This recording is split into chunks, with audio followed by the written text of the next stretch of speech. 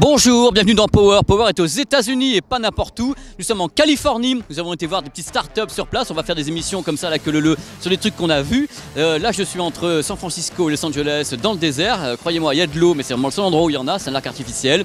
Il fait 43 degrés. Tout va bien. N'oubliez pas qu'on vous aime et que vous aimez Power, n'est-ce pas?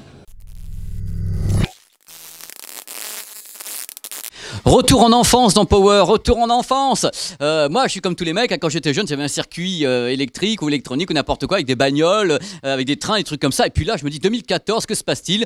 Je suis à San Francisco, dans ce qui était avant une start-up, mais qui n'est plus une start-up. C'est Anki Drive. Ça fait un malheur ici aux États-Unis. C'est vendu dans les Apple Store. Il y a un gros deal avec Apple. C'est pas encore distribué en France, mais ça va bientôt arriver. Voici ce qu'est Anki Drive.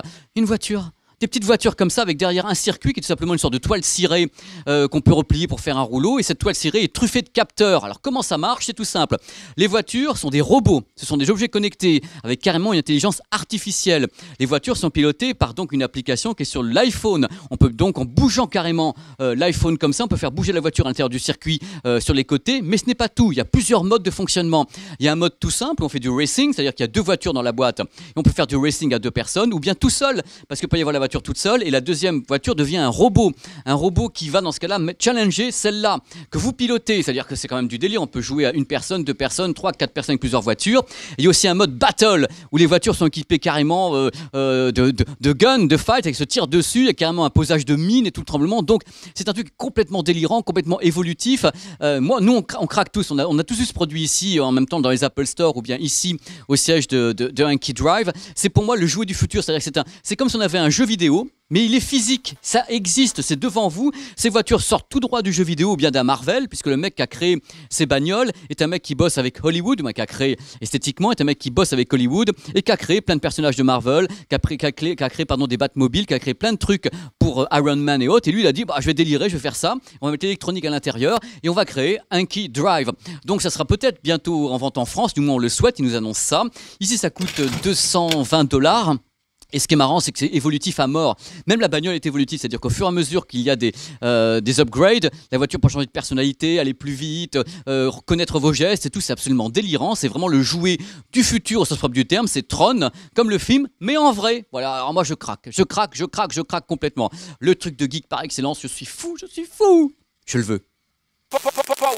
Bon, ça va pas être commun, je fais un truc que je fais pas normalement dans Power. Je suis donc avec une caméra dans la main et avec un micro mais derrière la caméra, donc voilà, j'ai pas trop le choix. On est à San Francisco, je voulais vous montrer un petit peu la façon de travailler des Américains. On est chez Yelp. Alors Yelp, c'est un service en ligne, en même temps c'est une application qui regroupe en fin de compte des tas d'avis consommateurs sur des tas de choses. Ça va de la pharmacie en passant évidemment par les restaurants. Chaque personne qui fait partie de la communauté de Yelp, donc les Yelpers, laisse des commentaires sur tous les endroits où ils vont, et ça fait donc une grosse communauté qui est énorme. Il y a 127 millions en fin de compte de personnes qui consultent Yelp tous les mois, et 57 millions de revues, de reviews qui sont faites. Je vais vous montrer un petit peu les locaux, la façon de travailler à l'américaine, parce qu'ici on part du principe que les gens travaillent mieux s'ils sont dans un bon environnement. Alors voici l'environnement de Yelp pour une des parties de l'entreprise, parce qu'on est dans un grand building ici à San Francisco sur 12 étages de Yelp, et là vous voyez les gens mangent, les gens ont leur accès à la nourriture gratuitement, à tout gratuitement. Il y a des salles de billard, il y a de tout. C'est la convivialité la plus extrême, parce que vraiment c'est le côté start-up, mais qui n'est plus une start-up depuis longtemps, parce qu'en fait Yelp est une énorme entreprise, mais on garde cet esprit très San Francisco, très Silicon Valley, où les gens doivent être absolument bien dans leur tête pour travailler correctement. Donc on leur offre toujours des locaux absolument étourdissants, comme ceux de Yelp ici. On a vu d'autres choses également à San Francisco, où c'est carrément un centre de récréation, quelque part. Vous avez les drapeaux, je ne sais pas si vous voyez bien sur le caméscope, les drapeaux de tous les pays, puisque Yelp est installé dans 27 pays. Il y a 120 plateformes qui sont potentielles, mais il y a 27 pays qui sont officiels. Ils viennent d'ouvrir au Japon également. Donc si vous voulez aller au Japon, vous pouvez bien sûr avoir votre smartphone et consulter l'application Yelp. Et bien sûr, vous aurez dessus les meilleurs endroits pour manger, les meilleurs endroits pour les meilleures discothèques et autres. Et c'est en fin de compte, la communauté est auto-alimentée en permanence. Et Yelp vit également, bien sûr, de la publicité. Il ne faut pas se voiler la face. Donc voilà, c'était pour vous montrer un petit peu l'ambiance que l'on peut trouver ici chez Yelp à San Francisco. Je trouve ça très intéressant de pouvoir vous montrer ça. Voilà.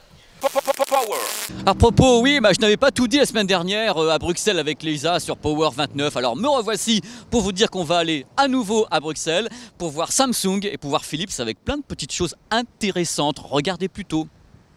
Samsung lance le boîtier qui s'appelle le LinkMate. Ça coûte 349 €, donc c'est quand même un petit peu, oh là là, ça fait quand même, les roros, ça en fait beaucoup. Alors le boîtier, il fait quoi? Vous pouvez connecter dessus carrément une platine vinyle si vous le désirez, branchez dessus. Vous pouvez connecter dessus un baladeur, vous pouvez connecter des trucs en numérique ou en analogique.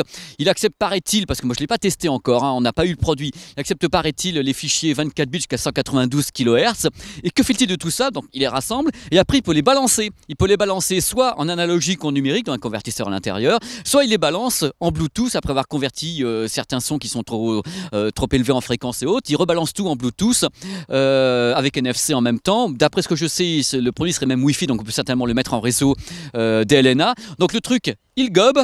Il le recrache de l'autre côté, converti. Moi, je trouve intéressant l'idée de pouvoir connecter en Bluetooth, par exemple, ce boîtier LinkMate Samsung, à une enceinte nomade et autres. Et par exemple, dans un endroit, on a une platine vinyle ou on a un produit à côté et hop, le boîtier rebascule le son vers un système sans fil dans l'appartement, le son de la platine vinyle ou d'un autre produit. Je trouve ça plutôt intéressant. En tout cas, je suis avec Benoît Burette. Bonjour Benoît. Bonjour. Benoît, tu vas nous présenter ce premier produit qui est absolument dingue. Alors oui, ça c'est le E5. Alors en fait, c'est basé sur un concept qu'on avait déjà sorti l'année dernière en soundbar. Et donc c'est le même principe, le concept du surround on demand. Vous avez un 2.1 avec un subwoofer sans fil.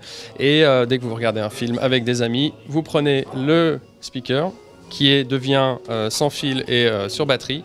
Vous le mettez là où vous voulez, ça devient un vrai surround. Donc en fait, vous avez l'avantage du surround on demand, comme on dit. Donc voilà. Et ça fait panier en même temps. C'est le panier pour se balader un petit peu. Tu peux mettre tes provisions dedans et aller faire donc un pique-nique avec. C'est ça? Exactement, non, c'est aussi fait pour. Si vous voulez, vous pouvez vous balader en rue avec ça, effectivement, c'est très agréable. Et c'est très, très esthétique. C'est aussi. C'est formidable. Benoît, viens avec moi, on va aller voir d'autres matériels parce que Philippe sort plein de choses. Ça, c'est pas vraiment nouveau comme concept, on les a déjà vu l'année dernière. Alors, il y a un truc de new là-dedans ou... Voilà, alors là, vous avez le concept de base, notre gros concept son qui sont les PS1. Donc, ça, c'est vraiment un concept haut de gamme orienté son et performance son. Et là, on a la même version, mais en version enceinte étagère. C'est notre Fidelio Soundsphere. Pareil, l'intérêt de cette enceinte, c'est qu'elle a effectivement un design particulier qui a une fonction dans le son. Donc en gros, ça permet d'avoir une expérience sonore assez spéciale, assez différente. Viens avec moi, on va parler d'autres trucs très rapidement. On va parler d'un truc que j'aime beaucoup aussi. C'est un concept d'enceinte centrale qui se mue en surround on demand, également en home cinéma. Donc en fait, là, le principe, c'est qu'on a une soundbar. La soundbar, hop, elle se place ici sous la télé ou même sur le mur. Et puis, dès qu'on a des amis, on veut se la péter un petit peu, hop, on sort les surrounds, on les place de part et d'autre du canapé. Et on a une expérience 5.1 sans le problème ni des fils et au niveau esthétique qui reste quand même relativement simple. On est d'accord sur le fait que ces produits diffusent également de la musique, avec la musique avec une très belle qualité. Bien sûr, les produits qui étaient avant, c'est hi-fi pur, mais là, ça peut le faire. Bah là, on surfe sur la tendance effectivement que les gens ont un seul système chez eux et qu'ils ont besoin d'écouter de la musique et regarder des films en effet. Donc voilà. Se dirige droit sur l'aéroport. Pizza Movie Time les amis, et Pizza Movie et pas n'importe lequel. Alors c'est un film avec Dominique Purcell. Alors Dominique Purcell, c'était tout simplement le frère du mec qui était dans Prison Break. Alors Prison Break, je me suis dit waouh, je suis à San Francisco, derrière moi, regardez ce que le bout de mon doigt, c'est Alcatraz. Ceux qui sont pas contents, c'est là-bas qu'ils vont aller. Alors le film s'appelle Ice Soldier. C'est l'histoire de soldats qui sont enfermés dans la glace, c'est l'histoire de soldats transgéniques, les mecs qui sont indestructibles, ils sont dans la glace et malheureusement, bien sûr, ils vont pas y rester longtemps. Ils vont commencer à buter tout le monde. Alors il y a un truc qui me fait carrément délirer dans le scénario de Ice Soldier, c'est que ça ressemble à mort au scénario de The Thing de John Carpenter. Vous savez, la chose avec un truc polymorphe qui est dans la glace et qui va se réveiller, qui va buter tout le monde. Donc c'est un peu ça, sauf que là, ça bien sûr pas de moyens. Dominique Purcell est complètement nul. Bon, je pense que ce mec n'a plus de carrière, c'est fini, c'est over. Les dialogues, je vous raconte même pas. Il y a tout qui est mauvais, mais vous passez un moment à vous bidonner devant des mecs qui sont juste bodybuildés, des Ice Soldiers, donc ils sortent de la glace pour attaquer tout le monde, des nanas, des mecs et tout. On passe un super moment, vous regrettez pas votre soirée, avec Ice Soldier, je vais envoyer Alcatraz aussi, Ice Soldier, en guise de Pizza Movie dans Power. Moi je suis ravi d'avoir fait ça, là, comme ça, en plein soleil et tout. Trop de la chose, trop de la balle, j'espère que ça vous plaira et vous regarderez ce Pizza Movie avec beaucoup d'amour. Voilà, c'est terminé. J'espère que ça vous a plu. On a fait tout ce qu'on a pu.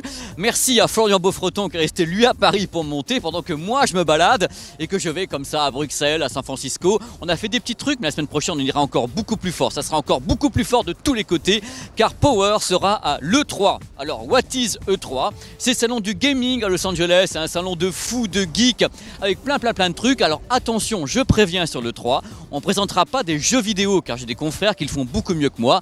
Par contre, il y a un truc qu'on va faire, c'est que je vais vous montrer un petit peu l'ambiance de l'E3.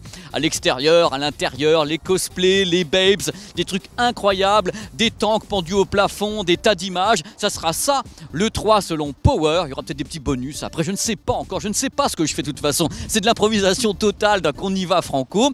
Amusez-vous bien dans tous les cas. À la semaine prochaine. N'oubliez pas que vous pouvez me joindre par tous les moyens modernes. pp.business sur Facebook ou bien Twitter.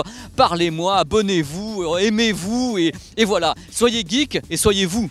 Bye bye. Retrouvez toutes nos vidéos sur 01net.tv.